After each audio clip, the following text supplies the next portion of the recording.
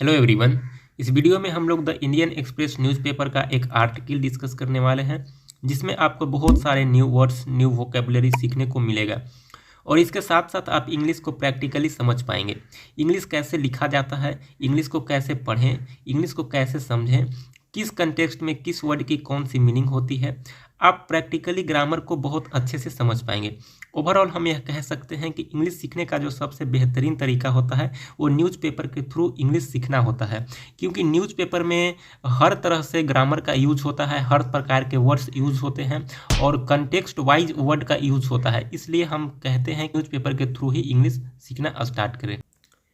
चलिए दोस्तों, शुरू करते हैं आज का न्यूज़पेपर एनालिसिस। और ये न्यूज़पेपर का जो एनालिसिस है वो बिगिनर्स के लिए होने वाला है और एडवांस लेवल के जो लर्नर्स हैं उनके लिए भी होने वाला है।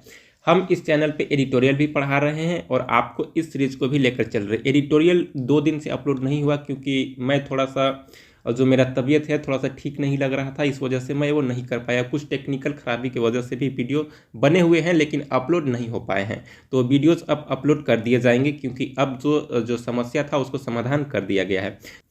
तो दोस्तों, आज का हमारा न्यूज़पेपर का हेडलाइन है Indian missing man after Turkey quake found dead under hotel debris. इसको डेबरिस नहीं पढ़ते हैं, इसको डेबरी पढ़ते हैं, ठीक है। इसमें नहीं बोलते हैं, सिर्फ डेबरी बोलेंगे, ओके। तो कहता है कि इंडियन यानी कि भारतीय मैन, जो भारतीय एक आदमी है, मिसिंग वो लापता हो गया। मिसिंग मतलब होता है लापता, ठीक है। तो कहता है कि भारतीय आदमी जो लापता हुआ है, देखिए किसी भी वर्ड में अगर ING लग जाएगा तो उसका मतलब है लास्ट में उसको हुआ लगाएंगे, ठीक है। तो मिसिंग मतलब लापता यानी कि जो लापता हुआ बोलेंगे इसको, ठीक है। तो कहते हैं कि भारतीय आदमी जो लापता हुआ है आफ्टर टर्की क्वेक, यानी कि ये अर्थ क्वेक की बात किया जा रहा है, भूकंप की बात किया जाए तो अर्थ क्वेक मतलब होता है भूकंप। तो कहते हैं कि आफ्टर टर्की अर्थ क्वेक, यानी कि जो टर्की में जो अर्थ क्वेक आया है, जो टर्की का जो भूकंप आया है, उसके बाद जो एक भारतीय मुल्क का जो आदमी लापता हुआ है, फाउंड वो पाया गया है, ठीक है। कहाँ पाया गया है? तो डेड यानी कि वो मृत अवस्था में पाया गया है, यानी कि उसका जो मृत्यु हो गया है वो मृत पाया गया है अंडर होटल डेबरिस। कहते हैं कि जो होटल का जो डेबरी है, डेबरिस इसको नहीं पढ़ेंगे, फिर से आपको बता रहा हूँ कि इसको पढ़ेंगे डेबरी, ठीक है। तो जो होटल का डेबरी है, डेबरी मतलब होता है मलबा। अगर देखिए भूकंप आया है तो बिल्डिंग बहुत सारे ढह गए हैं, ठीक है, तो उसी में होटल भी ढह गया है। तो ढहने के बाद जो शेष बच जाता है होटल का उसको मलबा कहते हैं, ठीक है, उसको डेबरी कहते हैं। तो कहाँ ये पाया गया है? तो कहते हैं कि इंडियन मैन मिसिंग, जो भारतीय आदमी जो लापता हुआ था आफ्टर टर्की अर्थक्वेक, यानी जो टर्की में अर्थक्वेक आने के बाद जो भारतीय मुल्क का आदमी एक मिसिंग हुआ था, फाउंड वो पाया गया है डेड यानी कि मृत अवस्था में अंडर होटल डेबरिज। कहता है कि होटल के एक मलबे में वो पाया गया है मृत अवस्था में, ठीक है।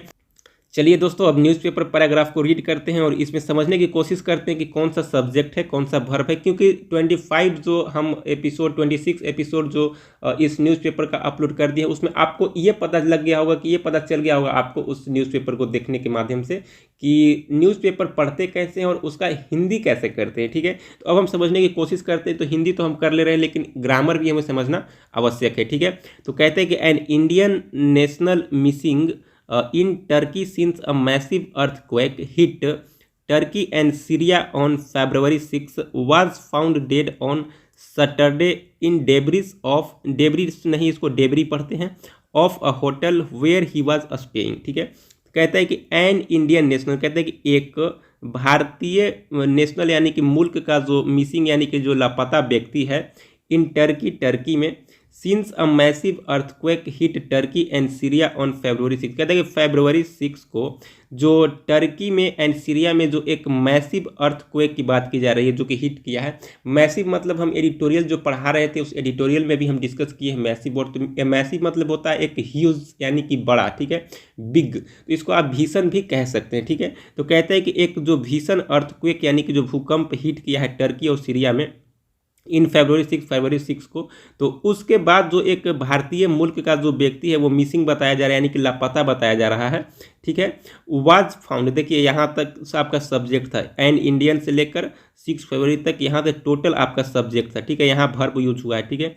वाज फाउंड, देखिए ये सब्जेक्ट था, वाज फाउंड यानी कि यहाँ पे पैसिव वॉइस का यूज किया गया है, ठीक है।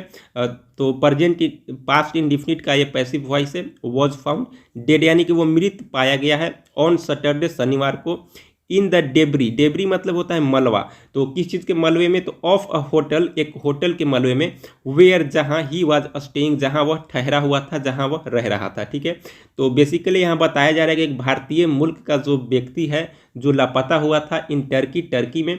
Since a massive earthquake hit Turkey and Syria on February 6, कहते हैं February 6 को टर्की और सीरिया में जो एक भीषण अर्थक्वेक यानी कि मैसिव अर्थक्वेक जो आया था, उसके बाद फाउंड, वो पाया गया, जो व्यक्ति है वो पाया गया है डेड यानी कि एक मृत अवस्था में, मरा हुआ अवस्था में, ऑन सैटरडे, शनिवार को। In the debris of a hotel, debris मतलब होता है मलबा, ठीक है। जब कोई भी बिल्डिंग टूट जाता है तो उसका जो अवशेष बचता है उसको डेबरी कहते हैं, ठीक है। तो उस मलबे में पाया गया है। वेयर, जहाँ ही वाज स्टेइंग, जहाँ वो रह रहा था, ठहरा हुआ था, ठीक है। स्टे, हॉल्ट, इसका मतलब होता है रहना या फिर ठहरना, ठीक है। तो जहाँ पे वो ठहरा हुआ था, जहाँ पे वो रह रहा था, वहाँ पे उसी होटल में उसका जो डेड बॉडी है उसका उस मलबे में पाया गया है, उस होटल के, ठीक है। अब आगे कहता है कन्फर्मिंग, देखिए कन्फर्म मतलब होता है पुष्टि करना, तो जिसमें ING लग जाएगा यानी कि हुए उसमें लास्ट में लगेंगे, यानी कि पुष्टि करते हुए, ठीक है। अगर देखिए एड्रेस मतलब होता है संबोधित करना, ठीक है, लेकिन उसमें अगर ING लग जाता है, एड्रेसिंग लग जाता है, तो हम उसको क्या बोलते हैं कि एड्रेसिंग यानी कि संबोधित करते हुए। तो एक बात याद रखिए न्यूज़पेपर में कि अगर वर्ब के साथ अगर ING लगा हुआ है तो उसका मतलब होगा लास्ट में करते हुए आप लगाएंगे, ठीक है। जैसे कन्फर्म मतलब होता है पुष्टि करना, तो कन्फर्मिंग मीन्स आप बोलेंगे कि पुष्टि करते हुए, ठीक है। तो कन्फर्मिंग एक पुष्टि करते हुए, द डेथ यानी कि मृत यानी कि पुष्टि करते हुए, मृत घोषित करते हुए। द इंडियन एम्बेसी, जो भारतीय एम्बेसी है इन अंकारा, अंकारा में, ट्वीटेड, उसने ट्वीट किया है ऑन सैटरडे, शनिवार को। We inform with sorrow that the mortal remains of Shri Vijay Kumar, कहता है कि वी इन्फॉर्म, हम सूचित करते हैं। इन्फॉर्म मतलब होता है सूचित करना, सूचना देना, ठीक है। तो हम सूचित करते हैं विथ सॉरो, सॉरो मतलब होता है दुख के साथ, यानी कि हम दुख के साथ सूचित करते हैं डैट की the mortal remains of Shri Vijay Kumar. देखिए मॉर्टल मतलब होता है जो मृत, जो बॉडी होता है उसको मॉर्टल कहा जाता है, ठीक है।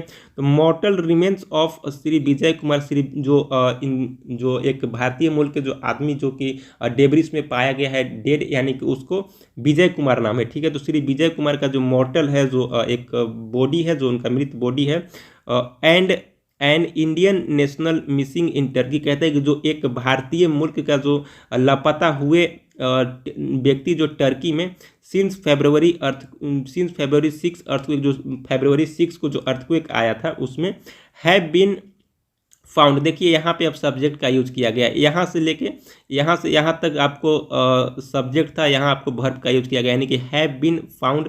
यहाँ पे कौन सा वर्ब यूज किया गया, तो यहाँ पैसिव वॉइस का यूज किया गया है, ये प्रेजेंट परफेक्ट पैसिव का यूज किया गया है, ठीक है। तो हैव बीन फाउंड, जिन्हें पाया गया है, एंड आइडेंटिफाइड, और उन्हें पहचाना गया है, उन्हें पाया गया है और पहचाना गया है, among the debris of the hotel in मतालिया, ठीक है। इस होटल, जो होटल है टर्की के मटालिया में हो सकता है, ठीक है।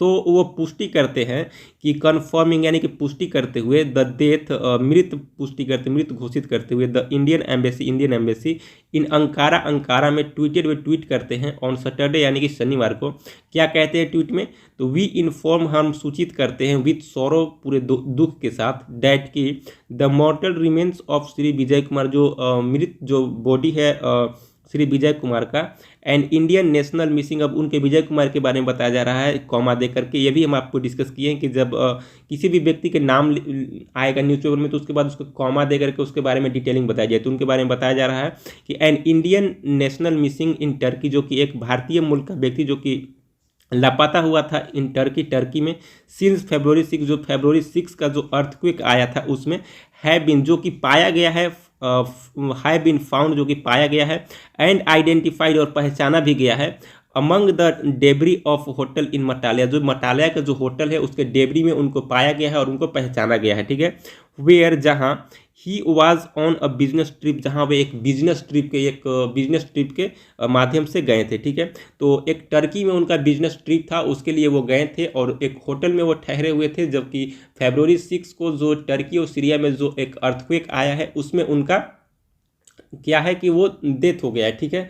तो वही बताया जा रहा है कि जो इंडियन एम्बेसी है उन्होंने कंफर्म किया है, पुष्टि किया है इनका डेथ को। अब आगे पढ़ते हैं और समझने की कोशिश करते हैं।